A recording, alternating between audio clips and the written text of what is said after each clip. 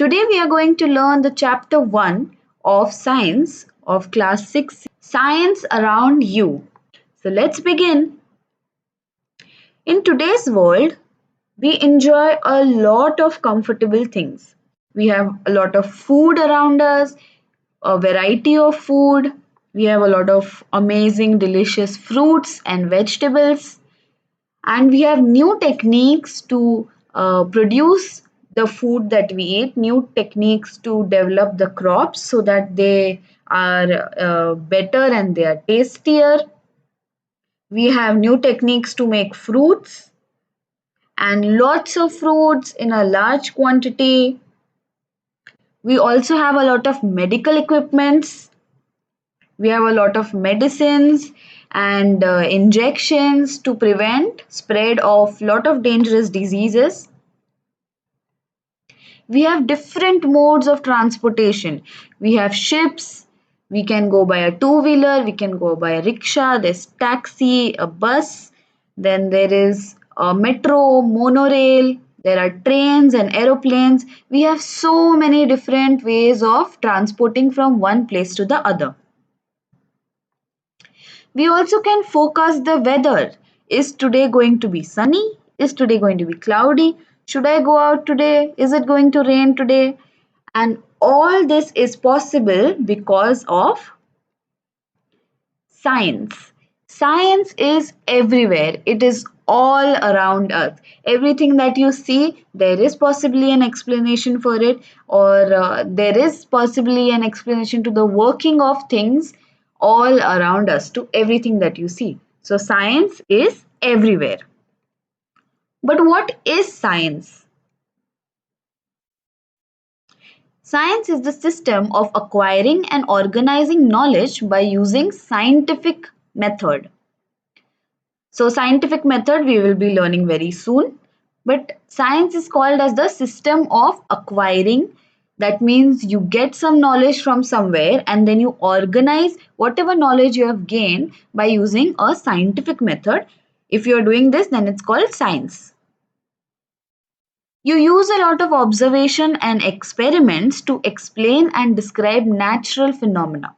So whenever you're making an observation, you have made an observation, now you're going to perform certain experiments related to the observation that you have made, and you explain the working of some natural phenomena, then in that case it's called science. For example, the simple growing of a plant, how plants germinate, how from a seed a plant grows, all this comes under, first there will be an observation, then there will be an experiment, and we are describing a natural phenomena, that is the growing of plants.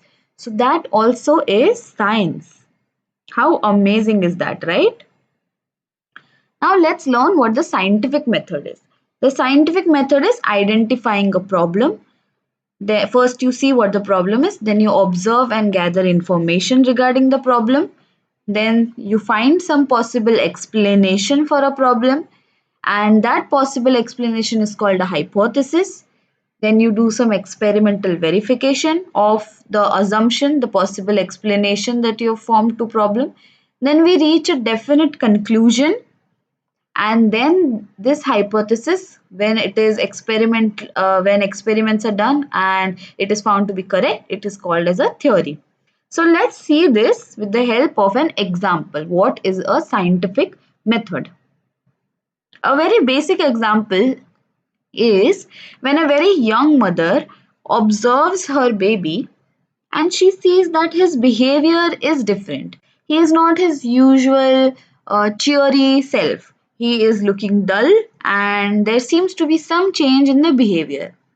When the mother goes close to the baby starts crying. And then she realizes maybe something is wrong. Maybe the baby is facing some problem. So here we have defined our problem. Now, what does the mother do? The mother goes to the baby, she touches the baby's forehead, and she sees that it is a little warm. She will then talk to some relatives to see what it can be, what this problem can be. And that And then she finds her hypothesis. The relatives suggest that maybe the baby has a fever. When she touches the forehead, it is warm, it is maybe on the hotter side, and then she also thinks that maybe my baby has a fever. Then what the mother will do? She will read a bit about it. How does a fever occur, or what is the temperature of fever in a baby? She has found a problem that her baby is not behaving as his usual self. She has a hypothesis that maybe he has a fever. She has done her observation.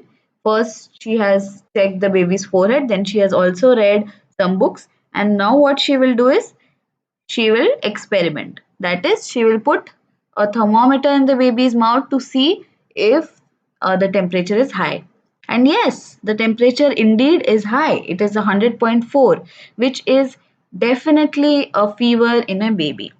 So now her hypothesis was maybe the baby has fever, and yes, the baby has fever. That's why it is now a theory. So please go over this example again and try to identify the problem, hypothesis, and theory and see if you understand it well. Now let's move on to how does a scientist work.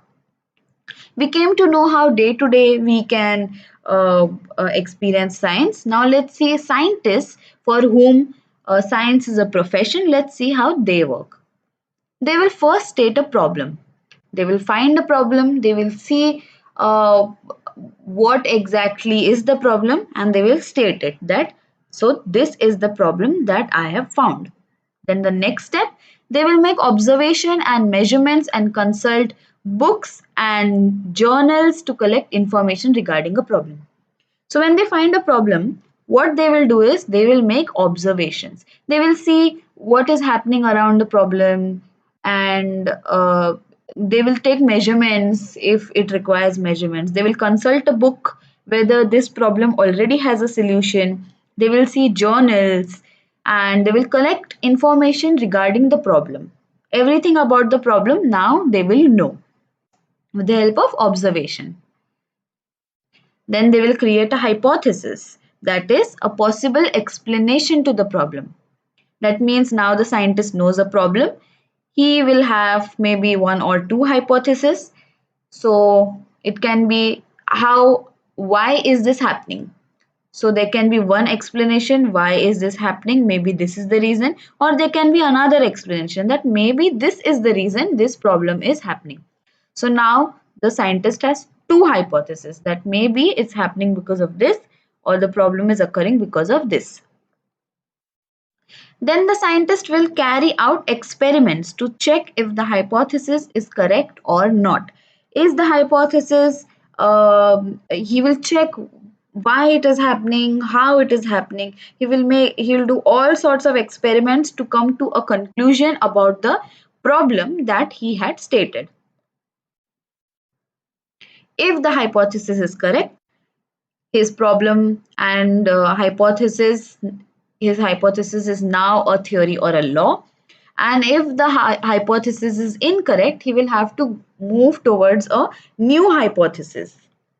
So that is how a scientist works. Now let's see the branches of science. This branch is called physical science, and physical science deals with study of physical world around us. So here we can see that physical science observes the structure and property of all non-living things. Non-living things, when non-living things are observed and experimented upon, it is called as physical science. Non-living things will include man-made objects all around us, like your table, the chair you are sitting on, the pen you are using, maybe the roads or glasses, everything around you. And natural non-living things will include the sky, sun, moon, mountains, clouds, rain, all of that. So now let's see what is physical science bifurcated into. Physical science is divided into two forms, that is physics and chemistry. Physics is the study of matter and energy, And chemistry is the study of composition and behavior of matter. So when we see a glass door, a sliding door, the movement of the glass door, where it is stopping, how it is stopping, because of what it is stopping, all this comes under physics, the study of matter and energy. And chemistry is more to do with the composition of the matter. For example, here we are observing the glass door, and this is the chemical composition of glass. This is basically what glass is composed of on a very, very minute atomic level, molecular level. Okay, so this is the difference between science and chemistry. They are very interesting branches of science. Now that we have seen uh, what is physical science, it is the study of non-living things. Let's see what is the study of living things.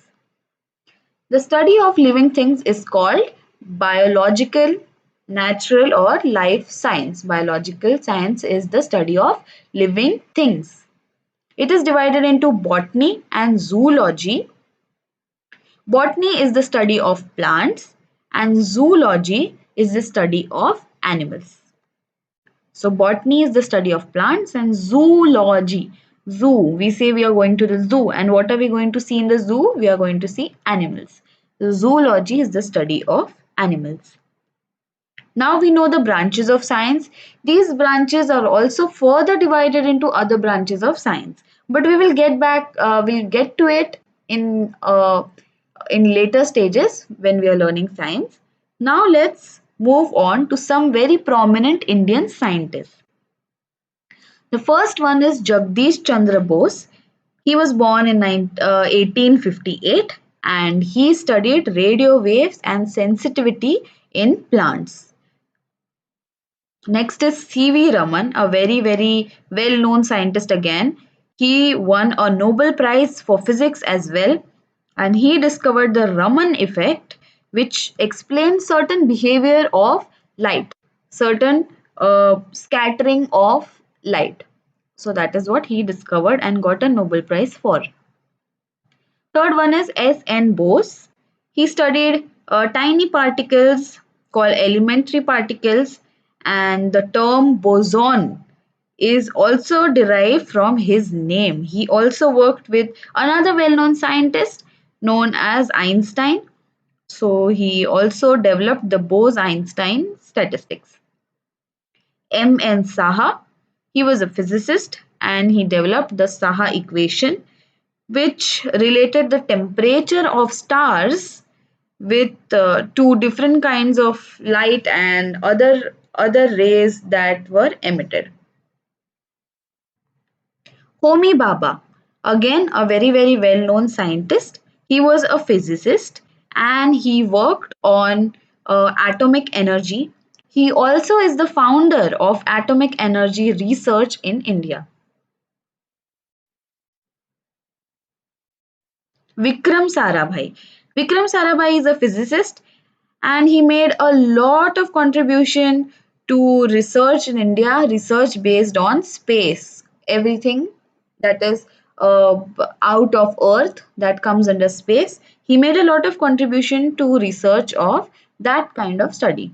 Everything out of Earth, everything even including Earth, actually all the celestial bodies around us, all of that comes under space, and he made a lot of contribution in the study of that. H.G. Khorana, he won a Nobel Prize for his study in medicine, which was related to genes. So sometimes you casually say that this is in someone's genes. To be naughty is genetic for him. He gets it from his father, gets it from his mother. To be very intelligent, it must be in his genes. Maybe his parents are very intelligent. This passing down of certain characteristics of a parent from a child, this is in the genes that we have in our body, in the DNA, and he studied a lot about this. You will also learn a lot about this thanks to H.G. Khurana.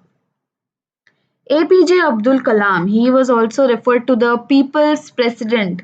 He is one of the most loved presidents of our country, very intelligent man, and he made a lot of contribution to the development of missiles in India.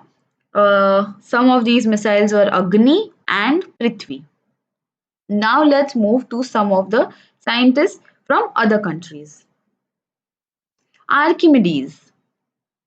Archimedes was a Greek physicist long, long, long ago, and he described the laws of floating and sinking.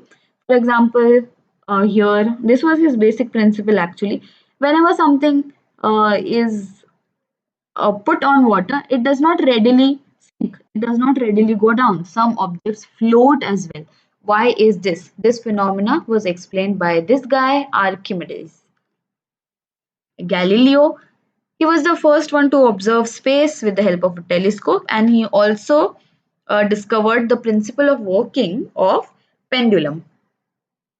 Isaac Newton, again very famous physicist, and he was a physicist as well as a mathematician, and he discovered the law of gravity and law of motion.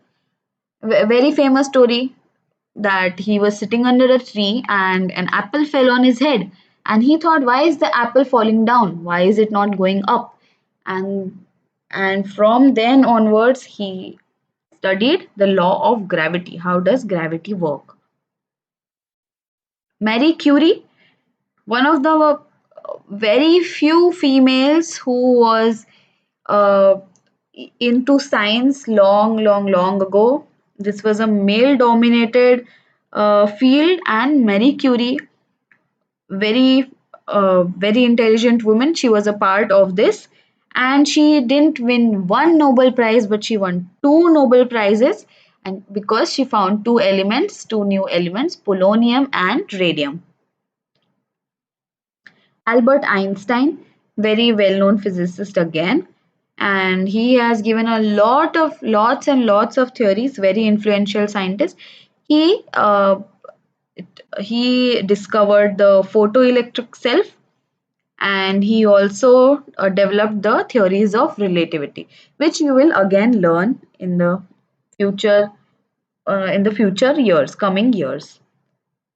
Now let's move on to what are the uses of science. First is health and longevity.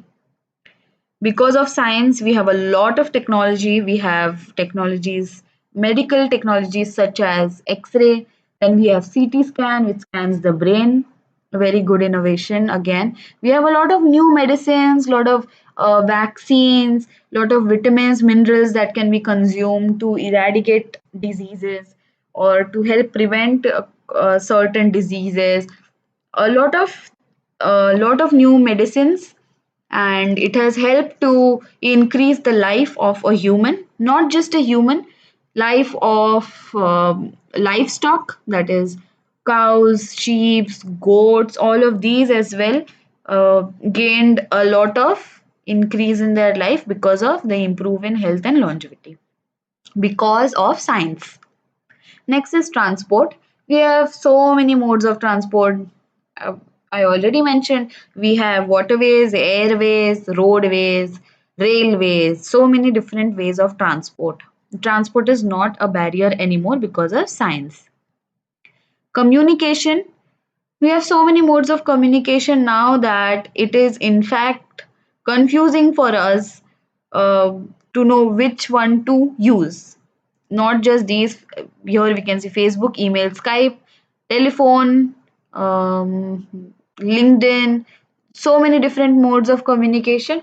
There are more such as Instagram, we have Telegram, so many different modes of communication because of satellite and a lot of discovery that was done in this field, such as satellites which revolve around our planet, the internet. All this is because of science. Clothing, a lot of different materials as well, such as there's cotton, there's silk, there are different patterns in clothing. Initially, it used to be hand sewn, everything would be hand sewn. Now we have different machines to do these tasks, and that is again because of science. Appliances and gadgets, innumerable appliances, innumerable number of gadgets. You might be using all of these. Recreation for our entertainment. We have so many things. We can watch Netflix and chill on our laptop, on our TV, on our phone. We have different games, amazing games. We have again a lot of video streaming apps and lot of games as well. So recreation wise also our quality has improved because of science. Energy. We require a lot of electricity, of course, for the working of all these gadgets that we discussed, for these modes of communication. And for that, also, we have found a solution. Because of science, we get energy from wind, from solar panels, we get energy from offshore, like coal, and we do mining and everything, and we get a lot of energy from that as well. With the uses of science, there will of course also be misuse of science. So let's also see the misuse of science, where science was done for things that harmed our planet or harmed us. Waste. Clearly, because we use a lot of things, we also generate a lot of waste, lot of plastic waste, glass waste, medical waste, which maybe cannot be recycled and therefore is very, very hazardous to our health and to our planet. Polluting gases, gases emitted from vehicles, gases emitted from various machines. Again, they pollute our earth, our planet. Poisonous gases, lot of industries generate a lot of poisonous gases and they are released in the atmosphere as well, and that is again very, very bad for us. That is another misuse of science. Bombs and weapons. This is one of the greatest misuses of science. Creation of weapons which were not just made to protect but also to attack the enemy, which is another very big misuse of science and which threatens the life of our entire civilization as well. Therefore, science is useful as well as it has its misuses. So, I would suggest you talk to a friend today and discuss the various uses of science and the misuses of science. It can be a topic of debate as well. It can be a fun discussion on whether science is a curse or a boon. So, that's it for today. I will see you later. I hope you like this video.